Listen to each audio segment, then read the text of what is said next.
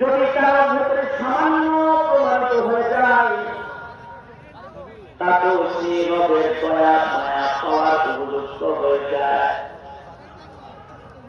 আর যদি কেউ আল্লাহকে পরিপূর্ণ ভয় পায় তো সে আল্লাহর বন্ধু হওয়ার উপযুক্ত হয়ে যায়। যার ভয়ের পরিমাণ যত তার সম্মান তত।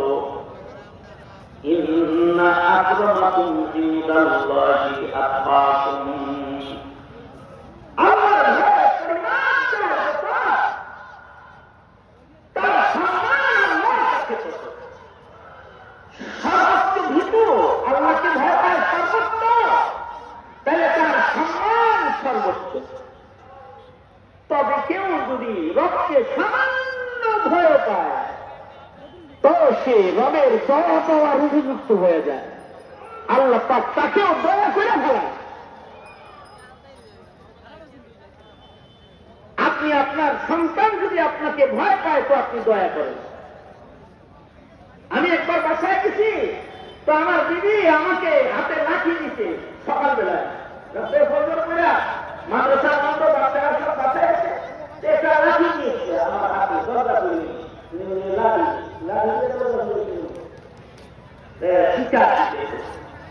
মাদ্রাসা ছিল সবগুলো বাসায় এসে আমার মাথার চুল পড়ে দিতেছে, প্রেশার হাই হয়ে দিতেছে। এই যে নেন বিচার করেন, কথা শুনে না।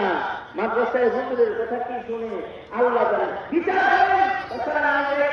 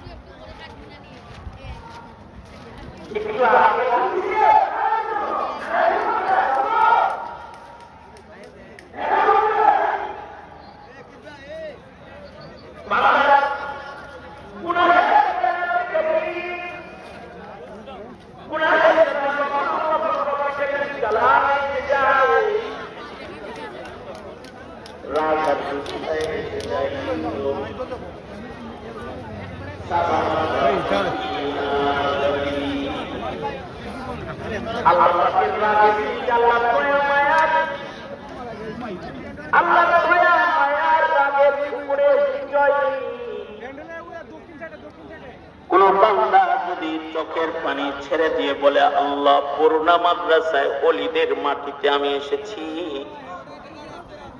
আল্লাহ আমার জিন্দেগির গুনার কথা স্মরণ করে আপনার ভয়ে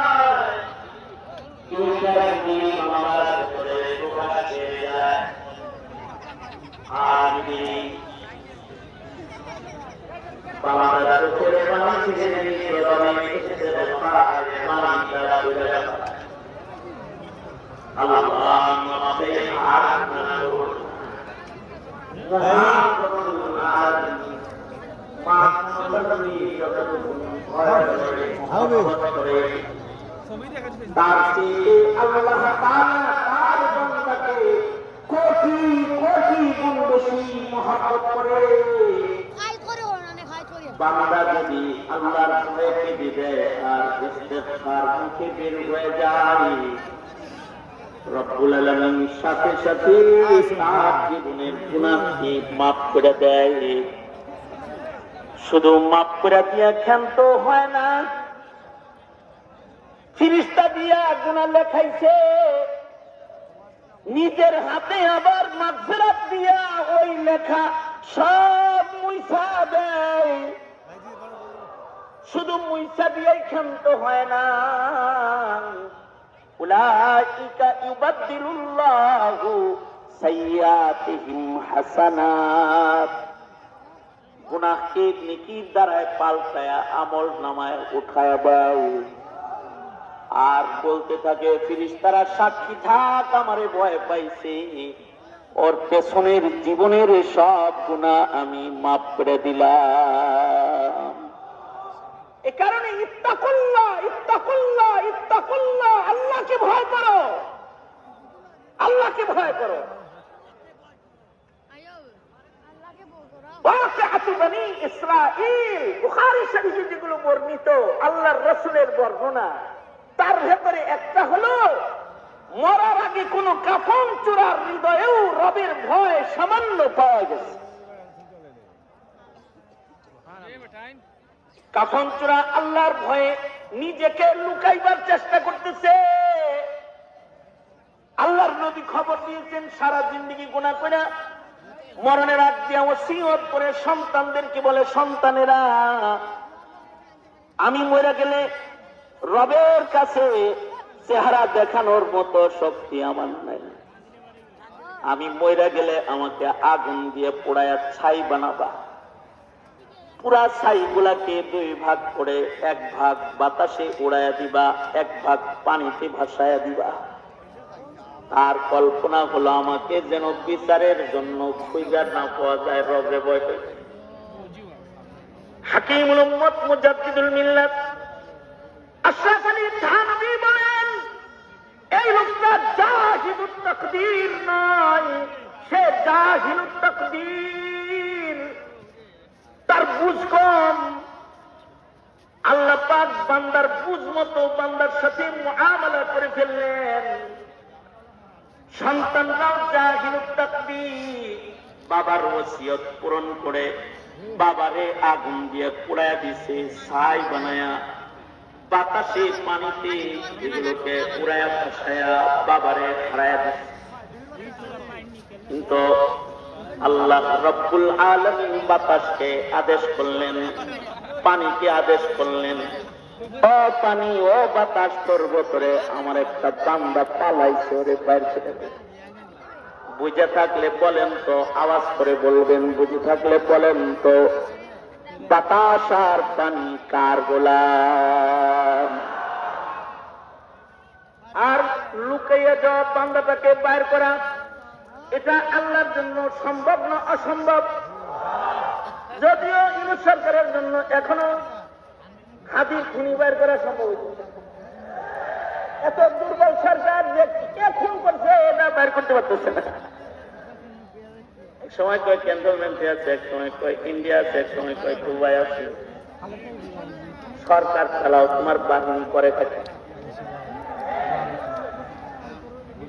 এই জাতি না খেয়ে থাকে, ভাঙ্গা রাস্তায় চলে, এদেশের প্রশাসন আর বাহিনীদেরকে বেতন রেশন দিয়ে পাবে কি ঘোড়া কিন করার জন্য নাকি? রাসানি বার করতে পারো না? অপরাধীরা অপরাধ করে দিব্যি ঘুরে বেড়ায়। অপরাধীকে শনাক্ত করার ক্ষমতা যে সরকারের থাকে না, এই অপদার্থ সরকারের ক্ষমতায় বসে থাকার অধিকার নাই, অধিকার নাই। নেমে যাও।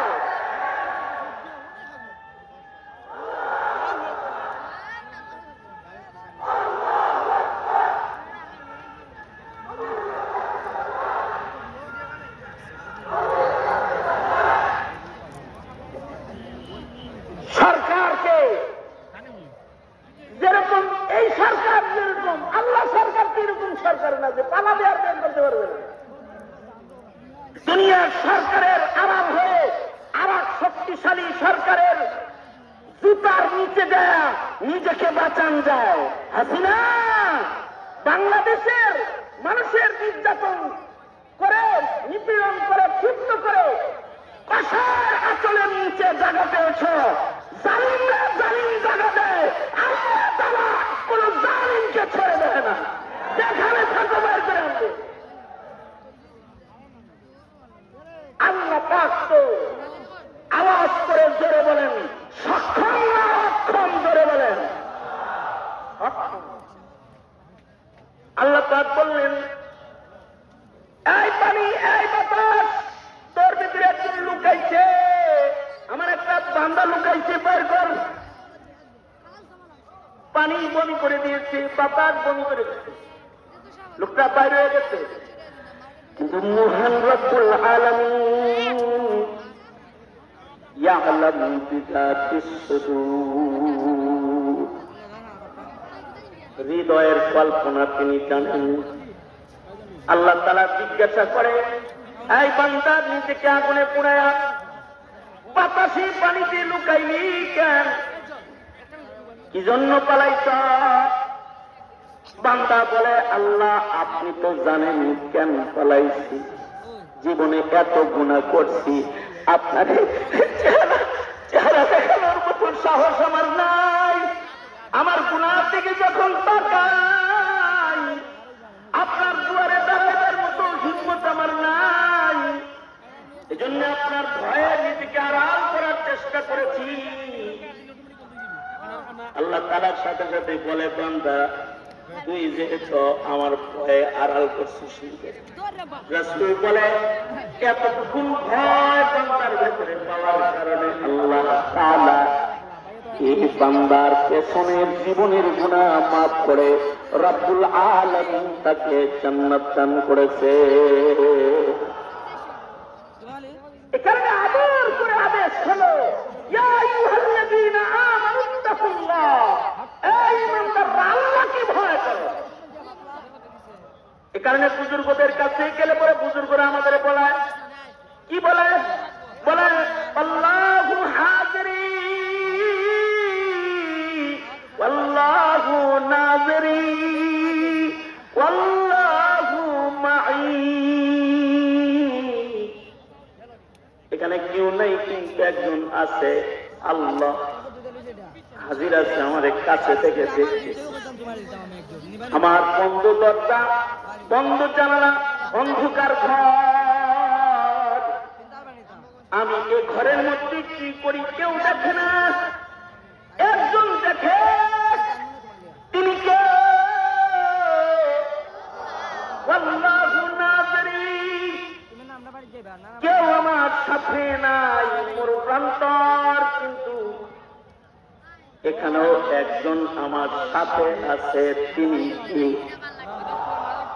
যদি এরকম একটা ভয় কারোর হৃদয়ে থাকে আর সর্বনিম্ন তাকওয়াল্লাহ যদি কারোর ভেতরে পাওয়া যায়, সে আল্লাহর ভয়ে গুনাহ করে নাই, তো মহান রব্বুল আলামিন এই বান্দার তাকওয়া গুনাহ বর্জনের মাধ্যমেও যদি প্রমাণিত হয়ে যায়, আল্লাহ রব্বুল আলামিন তার জীবনের গুনাহ মাফ করেও তাকে জান্নাত দিয়ে দেয়।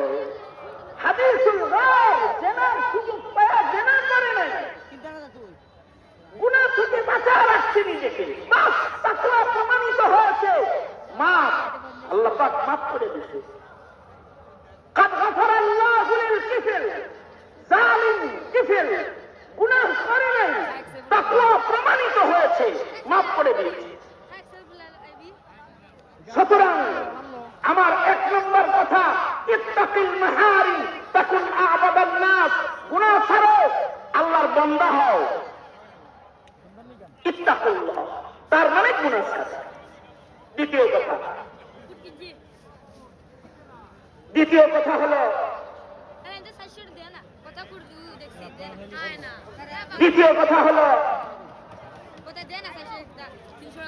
লা তাহতিরান্না মিনাল মা'রুফি শাইআ, জীবনে একটা গুনাহ করা যাবে না আল্লাহর ভয়ে, ইত্তাকিল মাহারিম, আর জীবনে কোন নেকির কাজ ছাড়া যাবে না, কারণ ওয়াবতাগু ইলাইহিল ওয়াসিলা, এই নেকির কাজই আল্লাহর কাছে যাওয়ার দরজা, আল্লাহর কাছে পৌঁছার রাস্তা, হোক না নেকির কাজটা ছোট। লা তাহতিরান্না মিনাল মা'রুফি শাইআ, কুকুররে পানি পান করাইছে, ছোট্ট নেকির কাজ আল্লাহ মাফ করে দিয়েছেন। কারণ প্রত্যেকটা নেকির কাজই আল্লাহর বাড়ি আল্লাহর কোলে পৌঁছে যাওয়ার জন্য উছিলা। ওয়াবতাগু ইলাইহিল ওয়াসিলা। দুনিয়ার সরকারের কাছে যাওয়ার রাস্তা এক একটা থাকে। আপনি যদি এখন প্রধান উপদেষ্টার বাড়িতে যেতে চান, রাস্তা দরজা মাত্র একটা থাকবে, চতুর্দিকে কাঁটাতারের বেড়া, রাস্তা ফুটবা বন্ধ, কাঁটাতারের জাতীয় রোড বন্ধ, একাত্তর খোলা। আর হাসিনার আমলে গণভবন, 5 আগস্টের পরে তো গণভবনে ঢুকার রাস্তার অভাব ছিল না, চতুর্দিক দিয়ে রাস্তা। কিন্তু যতদিন হাসিনা গণভবনে ছিল ততদিন রাস্তা একটা ভেতরে ঢুকার। তাও যারা ভেতরে ঢুকেছে তারা এসে বলতো জীবনে ওখানে যাওয়া উচিত না। কেন যাওয়া উচিত না রে ভাই?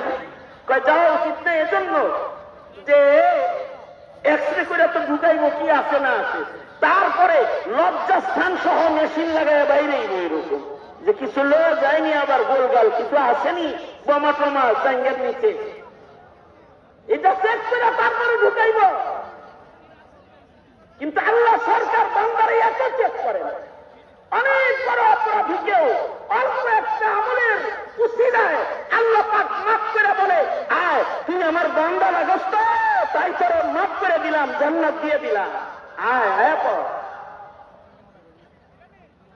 তাহলে আল্লাহর কাছে যাওয়ার রাস্তা কতগুলো? তুরকুল উসুল ইলাল্লাহি সুবহানাহু ওয়া তাআলা কাআদাদি আনফাসিল খালায়েক। শ্বাস প্রশ্বাসের সংখ্যা যত, এই সবাই মিলে শ্বাস নিতেছি, খালি এই শ্বাস না, সারা দুনিয়ার সব মাখলুকাতের শ্বাস প্রশ্বাস, এর সংখ্যা যত, আল্লাহর কাছে যাওয়ার রাস্তা তার চেয়ে বেশি আল্লাহ বানায় রেখেছেন। তুরকুল উসুল ইলাল্লাহি সুবহানাহু ওয়া তাআলা কাআদাদি আনফাসিল খালায়েক। এ কারণে কোন নেকির কাজ ছাইরো না। নেকির কাজ যত পারো তত করো, আর আল্লাহর ভয়ে গুনাহ ছাড়ো। লাস্ট আল্লাহর কাছে জান্নাতে যাওয়ার শ্রেষ্ঠ পথ হলো শাব্দিক তর্জমা ওয়াজাহিদু ফি সাবিলি, আল্লাহর রাস্তায় ডাইরেক্ট জিহাদ করো। জিহাদ করো, শহীদ হয়ে যাবে তো বিনা হিসাব জান্নাতে চলে যাবে আল্লাহর কাছে। আল্লাহু আকবার করে বলুন, ওয়াজাহিদু ফি সাবিলি ওয়াজাহিদু ফিল্লাহি হাক্কা জিহাদি। যেখানে তোমার নফসের সাথে জিহাদ দরকার সেখানে নফসের সাথে মুজাহাদা করো, যেখানে তোমার বদনের জিহাদ দরকার বদনের সাথে মুজাহাদা করো, যেখানে তোমার মালের সাথে জিহাদ দরকার মালের কুরবানির মুজাহাদা করো। আর যদি হাদির মতো রাজপথে জীবন দিতে হয়, জুলাই যোদ্ধাদের মতো যদি বুকটান করে যদি জালিমের বুলেটের সামনে দাঁড়াতে হয়, সাপলা করে যদি জালিমের আধার রাতের গুলিতে তোমার বুককে ঝাঁঝিয়ে করতে হয়, তোমাকে যদি রক্তমাখা কাফনকে নিজের জীবনের আপন বানাতে হয়, অথবা শাহাদাতের পেয়ালাকে যদি তোমাকে চম্বন করতে হয়, তাই আল্লাহর কাছে চলে যাও, আল্লাহর কাছে চলে যাও। নারে তাকবীর, দিন ইসলাম, দিন ইসলাম, বলুনা মাদ্রাসা, औरते बरूनी, नारे तकबीर। अंजुमाने हिफाजत इस्लाम अथवा हिफाजत इस्लाम बांग्लादेश अथवा এদেশের আকাবির আসলাফ দেওবন্দি সন্তানদের আন্দোলন সংগ্রাম, এগুলো সব জিহাদ ফি সাবিলিল্লাহর পথ। কেউ যদি এ পথে এসে জীবন দেয় তো সুজা আল্লাহর কাছে চলে যাবে, সুজা আল্লাহর কাছে চলে যাবে। কারণ জিহাদ কোন জঙ্গিবাদের নাম নয়, মনে রাখবে যুব সমাজ, জিহাদ কোন জঙ্গিবাদের নাম নয়। নামাজ, রোজা, হজ, যাকাত যেমন ইবাদত, জিহাদ এরকম ইবাদত। আল জিহাদ মাযিন ইলা ইয়াউমিল কিয়ামা। জিহাদ এসেছে হাদির মাথার খুলির নিরাপত্তা দিতে, জিহাদ এসেছে শাপলা চত্বরের গুলির বদলা নিতে, জিহাদ এসেছে জালিমের রক্ত চক্ষুকে উপড়ে ফেলতে, জিহাদ এসেছে সকল প্রকারের অন্যায়ের মূলোৎপাটন করে পবিত্র জমিনে খেলাফত আলা মিনহাজুন নবুওয়াত প্রতিষ্ঠা করবার জন্য। এটা কতদিন থাকবে? এই কতদিন থাকবে জিহাদের পথ? আল জিহাদু মাযিন ইলা ইয়াউমিল কিয়ামাহ।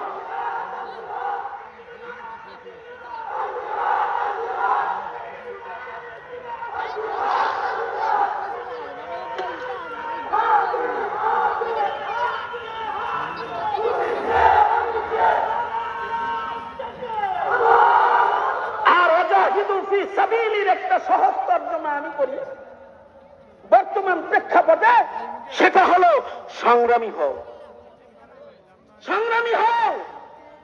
ইনকিলাব মঞ্চের যুবকদের একটি আওয়াজ আমার বড় পছন্দ, সেটা হলো আকর্ষণ সংগ্রাম।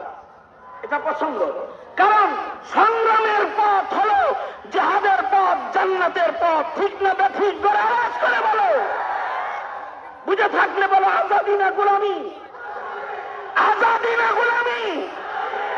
প্রশ্ন সংগ্রাম, ক্ষমতা না জনতা, জনতা। খেলাফত প্রতিষ্ঠার জন্য সংগ্রাম, বাতিলের মোকাবেলায় সংগ্রাম, নাস্তিকবাদের মোকাবেলায় সংগ্রাম, খাতমে নবুয়ত রক্ষায় সংগ্রাম। এই জিহাদের পথ কিয়ামত পর্যন্ত চালু থাকবে। যারা শাহাদাতকে চুম্বন করবে, গ্রহণ করবে, বিনা হিসাব আল্লাহর জান্নাতে প্রবেশ করবে।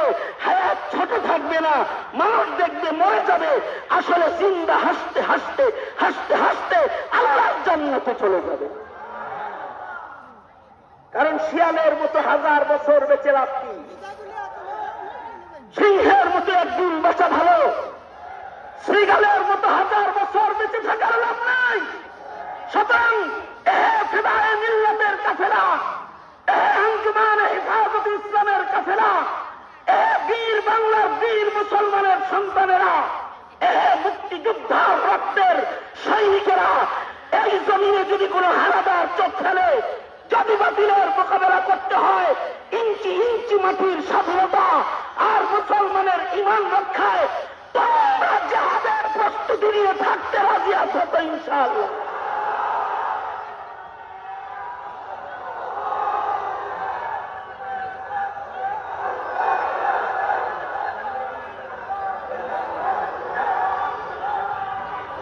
এইটা আমাদের আকাবিরদের চেতনা, কারণ এটা ইসলাম।